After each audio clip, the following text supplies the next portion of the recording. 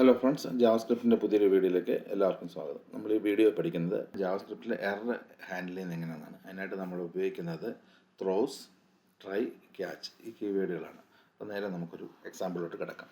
അതിനായിട്ട് നമുക്ക് ആദ്യം ഒരു ഫംഗ്ഷൻ ഇവിടെ ക്രിയേറ്റ് ചെയ്യാം. ഇവിടെ ഡിവൈഡ് എന്ന് പറയുന്നു.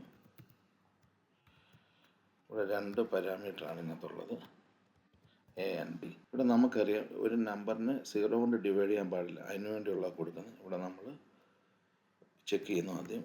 If B equals 0, strict checking ആണ്. ഇവിടെ നമുക്ക് ത്രോസ് ന്യൂ എറർ പറയുക. ആ എറർ മെസ്സേജ് നമുക്കിവിടെ പാസ് ചെയ്യാം.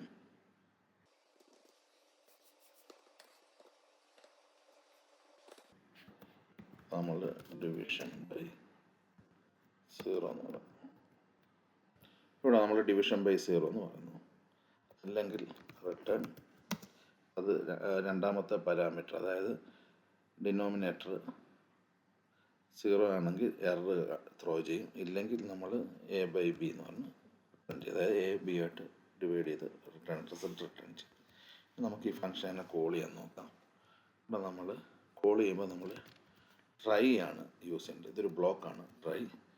നമ്മൾ ക്യാച്ച് ഇവിടെ പറയുന്നു. ക്യാച്ച് ചെയ്യുന്നത് എററാണ്. അപ്പം നമ്മൾ പറയുക, ഇപ്പം നമ്മൾ console.log പറയുക.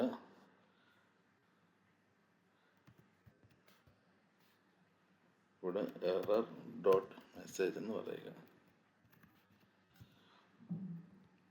ഈ ട്രൈ ബ്ലോക്കിനകത്താണ് നമുക്ക് ഇതിനെ കോൾ ചെയ്യേണ്ടത്.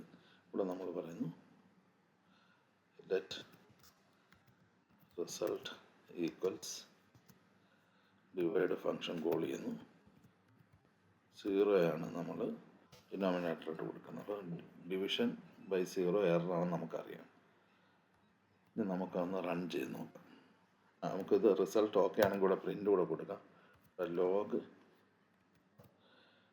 റിസൾട്ട് എന്ന് പറയുന്നു. അപ്പോൾ നമുക്ക് 0 അല്ല പാസ് ചെയ്യുന്നെങ്കിൽ നമുക്ക് റിസൾട്ട് കിട്ടുകയും ചെയ്യും. നമുക്കൊന്ന് റൺ ചെയ്യാം. ഇപ്പോൾ നമുക്ക് കണ്ടില്ല, ഡിവിഷൻ ബൈ 0. നമുക്ക് ഈ റിസൾട്ട് മാറ്റി 2 കൊടുക്കുന്നു. എന്നിട്ടൊന്ന് റൺ ചെയ്ത് നോക്കാം. അപ്പോൾ നമുക്കത് റിസൾട്ട് 5 എന്ന് കിട്ടി.